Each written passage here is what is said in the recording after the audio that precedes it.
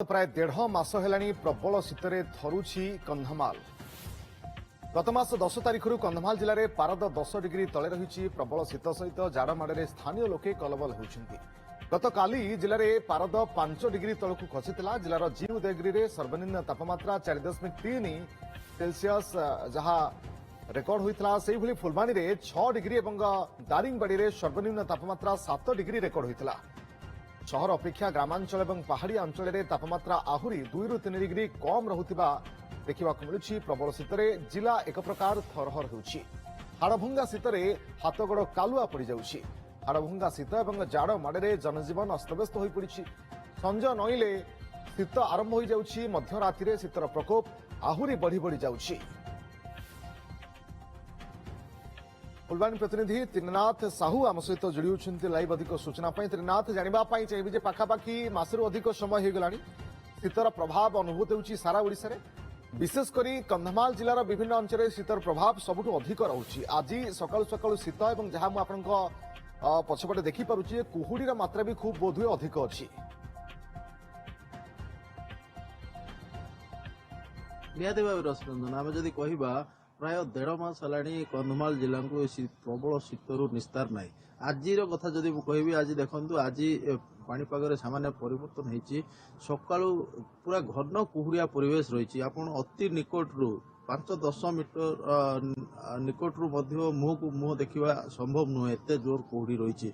जो कुहुड़ीर मात्रा रही राति 12टा परठारू ये कुहुड़ी देखा जाइए एवं वर्तमान सुधा पूरा धला चादर तले कंधमाल जिला घोड़े होता भाया देखा जाऊँगी। देखो मुझे व्यू देखा चाहिए कौन जगार कि देखिपारे ना सबुआड़े धला धला सबू जहाँ देखिए देखा देखु धला किंतु एठी घर रही जंगल रही किसी देखा जाऊ नहीं। से वर्तमान परिवेश रही आज कुहुड़ी सहित घन आपणकर प्रबल शीत रही। एते शीत रही जे पूरा जाड़ भली परिस्थिति सृष्टि होती एवं गोड़ हाथ एक प्रकार कालुआ हो जाउछि। सकाळु देखिए गाड़ी चलाचल ये जो कुहुड़ी अत्यधिक कुहुड़ी जो गाड़ी चलाचल प्रभावित होता देखा जाउछि। गाड़ी चलेबा संभव हो ना सामान्य भाव।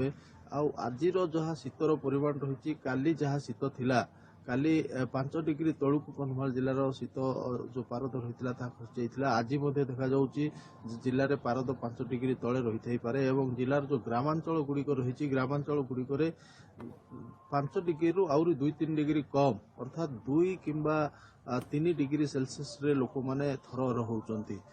एते शीत दाउरू बचाई लोक बर्तमान माने केवल निया ही साहा भरसा पलटि। जेकोसी गरम वस्त्र आप लगातु गरम वस्त्र काम दौना। रात्रि जदि शोबे 2-3टा कमल घोड़े शोले आप शीत अनुभव करें किंतु प्रबल शीत को उपभोग करने आम देखा जाउछि जे जिला को बहु पर्यटक मानक आगमन होती। जदि कहवा दारिंगबाड़ी हो बेलघर हो बारखमा हो बालीगुड़ा हो उदयगिरी हो रायकिया हो जोटी देखिए वर्तमान पर्यटक मान देखा जाउछि एवं पर्यटक माने विभिन्न जो पर्यटन स्थली रही सेठू सब जाऊँच।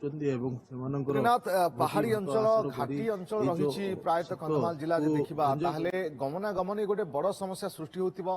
शीत ता संग कुहुड़ीर प्रभाव जेहेतु अधिक रोचे जहाँ आप कहते भिजिबिलिटी प्रायतः 5-10 पाखापाखि रोचे अर्थात बहुत कम भिजिबिलिटी भितर ही लोके जीवा आसिबा करछन सकाळु।